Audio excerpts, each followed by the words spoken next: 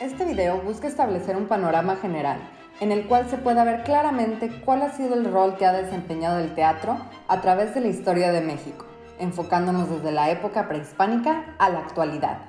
Primero, exploraremos el teatro como expresión artística, sus orígenes y a qué nos referimos cuando hablamos de él en el resto del video. Al examinar la evolución del teatro en la historia de México, nos enfocaremos en el papel que la religión ha tenido en su desarrollo. El teatro es un medio artístico en el cual el ser humano ha encontrado una forma de expresarse y nos da la habilidad de comunicar ideas de manera efectiva. A través de él podemos ver nuestra historia, refleja nuestro pasado, presente y futuro, la hace cobrar vida frente a nuestros ojos y nos brinda la oportunidad de conectarnos con ella. Más allá de la creatividad inherente al teatro, lo más importante es que nos permite una oportunidad para entender mundos y culturas ajenas a las nuestras. Y es una experiencia en la cual las personas se reúnen para experimentar algo juntos, creando una comunión, una comunidad en un mundo donde estamos acostumbrados a no ver más allá de nuestras pantallas. La religión ha sido uno de los factores más importantes en el desarrollo de este arte. Sus orígenes están invariablemente ligados a la religión y veremos cómo a través de la historia ha jugado un rol crítico en su proceso, ya sea un rol activo o igualmente mediante su ausencia. Cabe destacar que en gran parte de este video, cuando nos referimos a la religión, nos referimos a un conjunto de creencias o a una institución, como pueden ser las religiones de los mayas, nahuas o la Iglesia Católica. Pero no solo nos limitaremos a esto.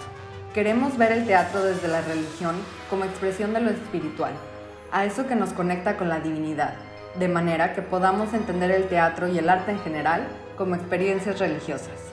Antes que nada, para entender cómo se ha desempeñado esta expresión artística a lo largo de la historia de México, tenemos que definir qué es el teatro. Lo podemos entender como un edificio en el cual se representan obras. Si nos vamos a los orígenes griegos de la palabra, teatron significa lugar para contemplar. Una definición más específica puede ser que el teatro es una actuación intencional de parte de los actores que es representada en vivo y destinada a una audiencia que generalmente utiliza un lenguaje escrito. Existen varias teorías acerca del origen de este medio a través de la historia, pero para el propósito de este video nos enfocaremos en la relación que tienen el mito y el ritual en la creación de un arte teatral. Desde el inicio de las civilizaciones, la actividad teatral más común era el ritual religioso. Los rituales pueden ser formas de mediación entre lo que es humano o terrenal y lo sobrenatural o divino. En el ritual, según el mitólogo Mircea Eliade, el momento del evento que el ritual conmemora o recrea se hace presente. Entonces, el ritual representa historias o sucesos, a menudo a través de su imitación, y las hace suceder en tiempo presente. La otra parte que debemos conocer para comprender los orígenes del teatro es el mito. De acuerdo al antropólogo Bronislaw Malinowski, el mito es un enunciado de la realidad primitiva que vive en las instituciones y los objetos de una comunidad. Justifica los precedentes del orden existente. Los mitos, entonces, son historias sagradas que narran el origen del mundo y explican por qué la humanidad es de la manera que es. Los mitos parecen involucrar una subforma de teatro que presenta una historia religiosa de los comienzos del mundo que son consideradas como verdadera. El teatro de mito puede tener un propósito práctico. Eliade lo describe de esta manera. Vivir un mito implica entonces una experiencia genuinamente religiosa, ya que difiere de la experiencia ordinaria en la vida cotidiana. La religiosidad de esta experiencia se debe al hecho de que uno recrea eventos fabulosos, exaltantes y significativos. Uno vuelve a ser testigo de los hechos creativos de los sobrenaturales. Uno deja de existir en el mundo cotidiano y se transfigura. El mundo auditivo se impregna de la presencia del sobrenatural. No se trata de una conmemoración de hechos míticos, sino de una reiteración de ellos. El ritual presenta simbólicamente la necesidad de una comunidad, mientras que el mito proporciona la racionalización de estos mitos. Juntos, el mito y el ritual representan la solución simbólica y a menudo dramática de los conflictos típicos de una cultura particular. En resumen, la adoración se convierte en ritual, el ritual se convierte en mito y el mito se convierte en actuación. Es de esta forma en la que entendemos cómo surgieron las representaciones dramáticas que con el tiempo fueron formándose en lo que hoy conocemos como teatro. A continuación, veremos la manera en que estos sucesos tuvieron lugar en México durante la época prehispánica. Comprendiendo los orígenes del teatro y entendiendo las formas en las que éste surgió, podemos decir con certeza de que las formas teatrales estaban presentes en las Américas antes de que hubiera alguna influencia europea. El teatro prehispánico se asemeja al ritual religioso y está asociado con varias festividades religiosas. Estas festividades incluían danzas e himnos sagrados que poco a poco se fueron estableciendo en un canon, dando paso a las acciones dramáticas establecidas. Tenemos un recuento de estas representaciones y la manera en la que actuaban los nahuas por parte de Fray Diego de Durán en su libro Historia de las Indias. Muchas maneras de bailes y de regocijos tenían estos indios para las solemnidades de sus dioses, componiendo a cada ídolo sus diferentes cantares según sus excelencias y grandezas. Y así, muchos días antes de que las festividades viniesen, había grandes ensayos de cantos y bailes para aquel día.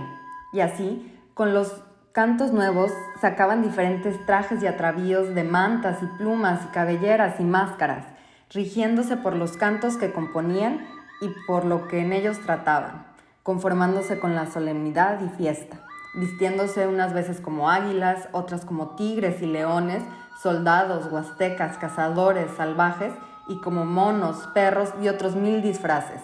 El Rabinal Ashí o danza tún es una representación dramática de la cultura maya y es un ejemplo de una de las tradiciones prehispánicas mejor preservadas hasta la fecha. Sigue siendo representado durante algunas festividades en Guatemala.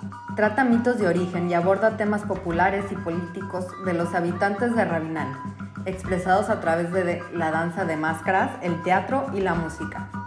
En el Rabinal Ashí o danza tún, el orden corporal y cósmico se restauran cíclica y simbólicamente a través de uno de los ritos más importantes de la religiosidad indígena prehispánica, el sacrificio del animal humano.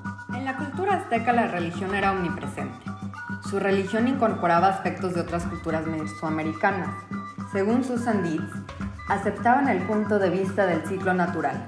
El sol, junto con la lluvia, alimentaba la vida vegetal que sustentaba la vida humana, y por lo tanto, los humanos debían sustentar al sol y a los dioses de la lluvia.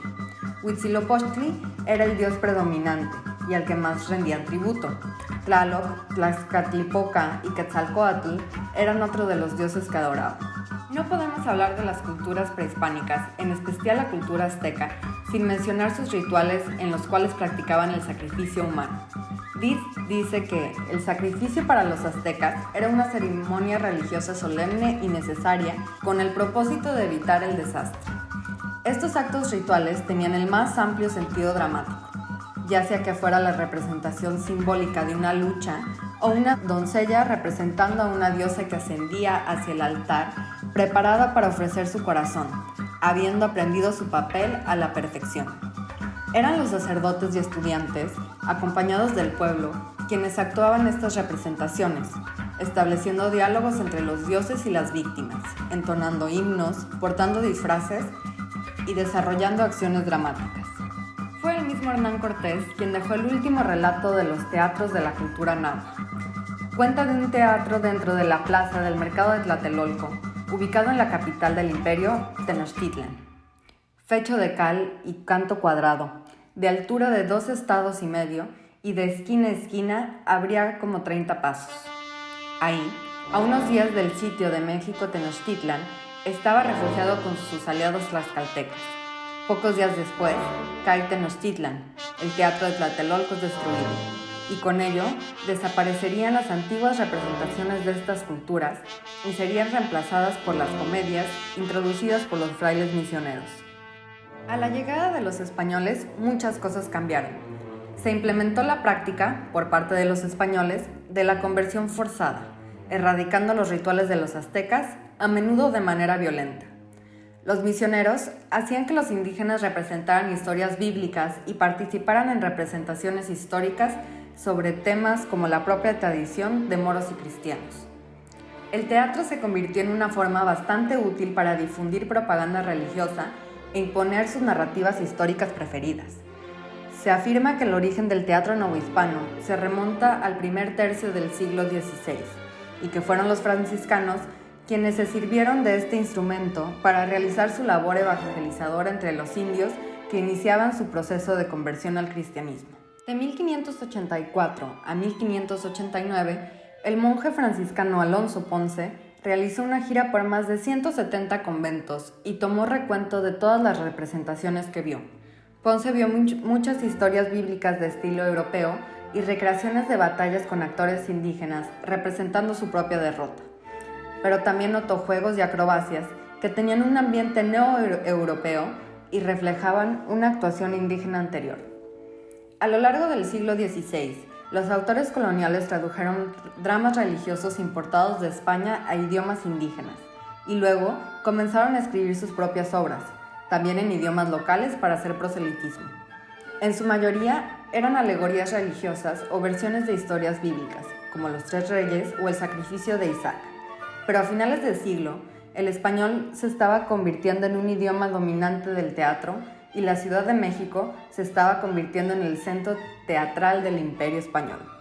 A principios del siglo XVII, la gente estaba construyendo teatros de estilo español y comenzando compañías de actuación profesional. Esto nos lleva al barroco y a Sor Juana Inés de la Cruz, quien desde un convento de monjas se convirtió en la última gran escritora del siglo de oro español. Escribió en muchos géneros, incluyendo la filosofía, la teología, una gran cantidad de poemas, varias secuencias de villancicos y 27 obras de teatro, la mayoría de ellas introducciones a autos sacramentales. Escribió algunas comedias de larga duración, entre ellas Los empeños de una casa, que incluye a una joven determinada que quiere convertirse en monja, y Amores más laberinto, sobre Teseo, Ariadna y Fedra. En sus obras podemos ver cómo seguía presente la religión católica, pero siendo influenciada por el siglo de oro español y autores como Virgilio y Horacio, se empezaba a tratar temas no específicamente ligados a ella, como es el amor y la mitología griega. En la loa del divino Narciso, Sor Juana cumple con el supuesto propósito de las loas y los autos. Celebra la redención de la humanidad a través de la Eucaristía, pero como una mujer mexicana de ascendencia española, la loa de Sor Juana también incluye referencias sutiles a prácticas culturales e indígenas e incluso podría funcionar como una crítica del dominio colonial doctrinario.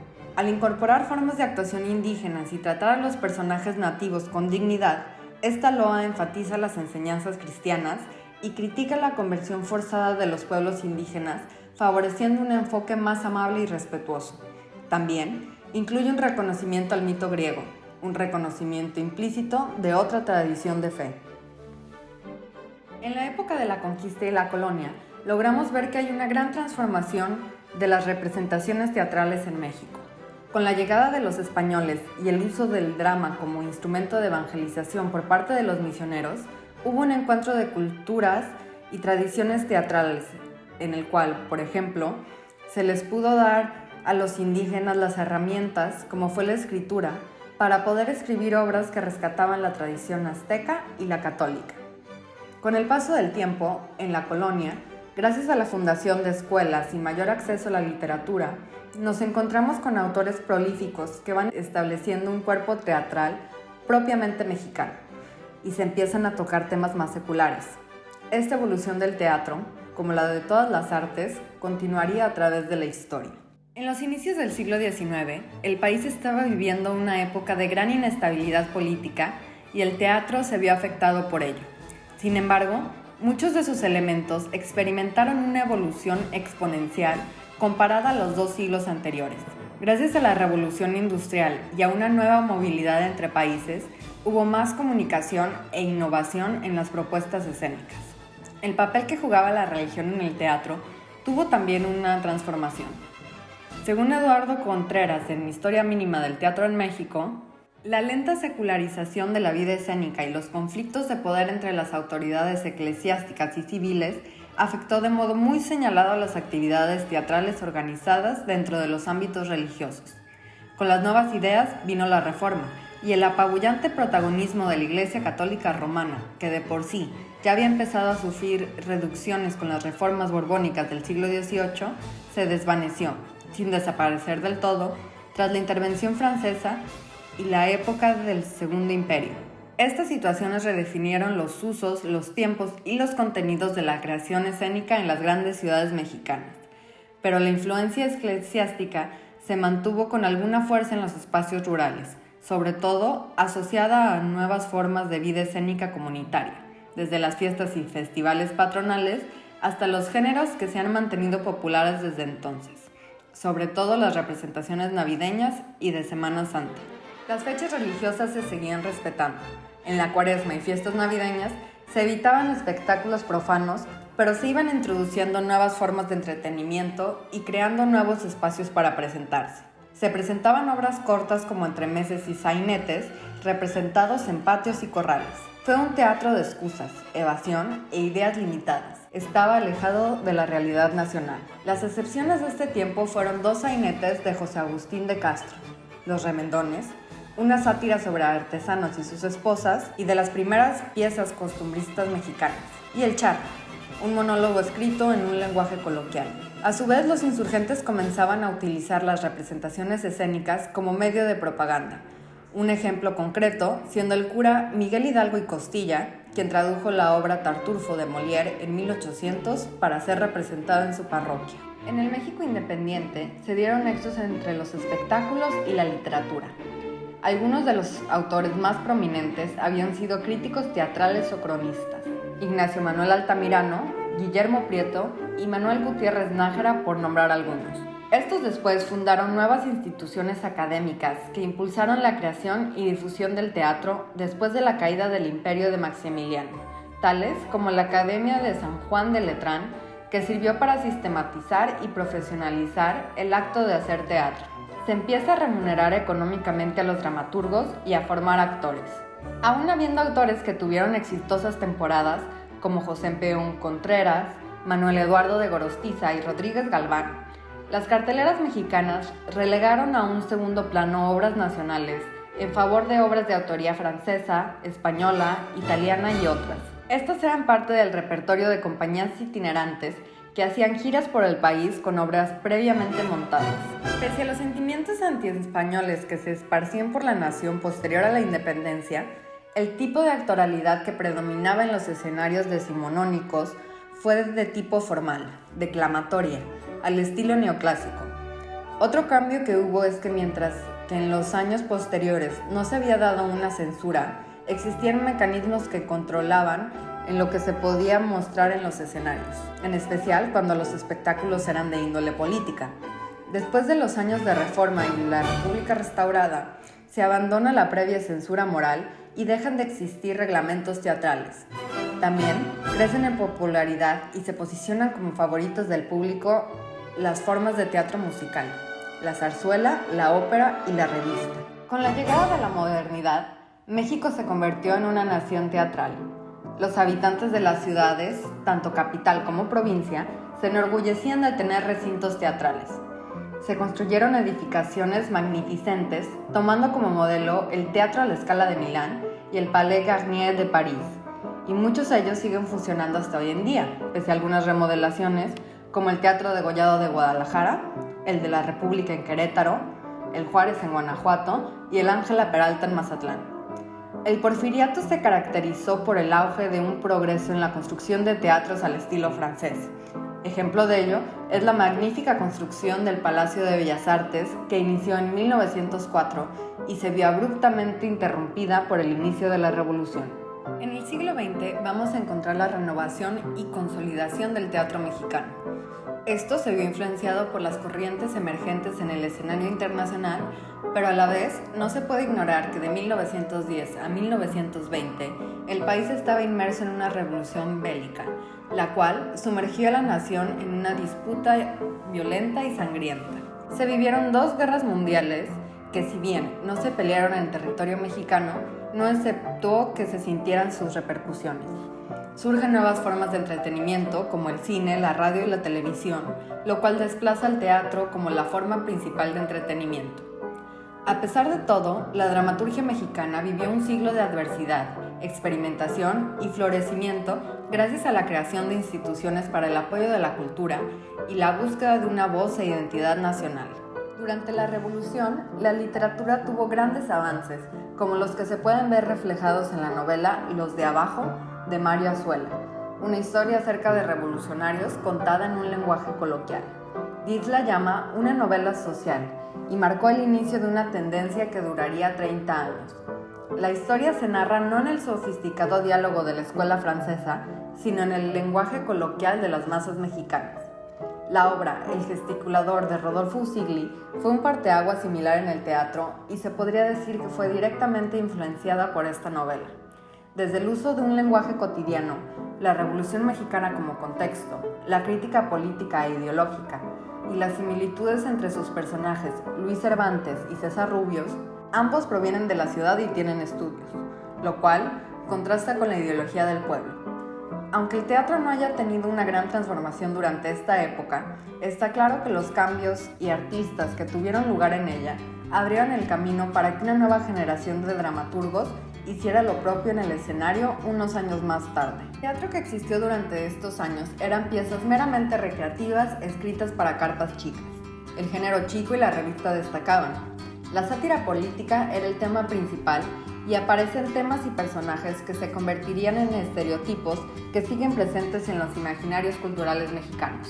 El borracho, el policía tonto y abusivo, el pelado cínico e ingenioso, el lindo landino, etc.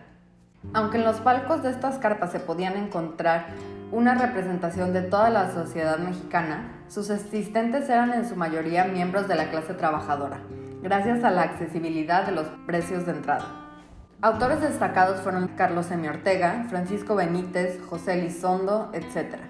Los actores célebres de este género fueron Leopoldo Beristain, Mimí Derba, Lupe Rivas Cacho, Roberto Soto, Joaquín Pardavé, entre otros. En los años de 1930 a 1950 aparecen Mario Moreno Cantinflas, Germán Valdés Tintán, Armando Camejo y Héctor Herrera Escalante. Mientras que estos géneros de representación empiezan a tener una decadencia en la década de los 40, a la par empiezan a surgir nuevas corrientes experimentales introducidas por diversos grupos teatrales que se iban formando, buscando un teatro social y realista. El Teatro Ulises es el primero en introducir el teatro experimental en México en 1928. Se presentaban obras de autores europeos y norteamericanos traducidos al español por primera vez, como Neil, Cocteau y Donzano, a la vez que implementaban técnicas modernas de dirección, escenografía, iluminación y actuación. De 1932 a 1934, el Teatro de Orientación de Celestino Gorostiza fue la cúspide de los esfuerzos para implementar técnicas contemporáneas europeas y atrajo un nuevo público intelectual para el teatro. El grupo Poroa, a cargo de José Aceves, y el movimiento de poesía en voz alta, encabezado por Héctor Mendoza, Octavio Paz, Juan José Arreola y Juan Soriano, perseguían ese espíritu experimental y universal, yendo en contra de los melodramas y el teatro comercial. El director japonés Sekizano también tuvo un gran impacto, ya que siendo discípulo de Meyerhold y Stanislavski, introdujo sus técnicas a México, resultando en un sistema de actuación coherente y teorías del realismo poético. Posteriormente, en 1949, una nueva generación de dramaturgos se inspiran en el trabajo de Usigli, quien incorporaba técnicas expresionistas a obras de índole política y exploran en sus obras el carácter cosmopolita mexicano, incorporando temas traídos de la vida provincial, reflejando las realidades de la nación. Entre los autores más destacados encontramos a Emilio Carballido, Sergio Magaña, Elena Garro, Jorge Ibargüengoitia, Hugo Argüelles, Vicente Leñero y a Luisa Josefina Hernández.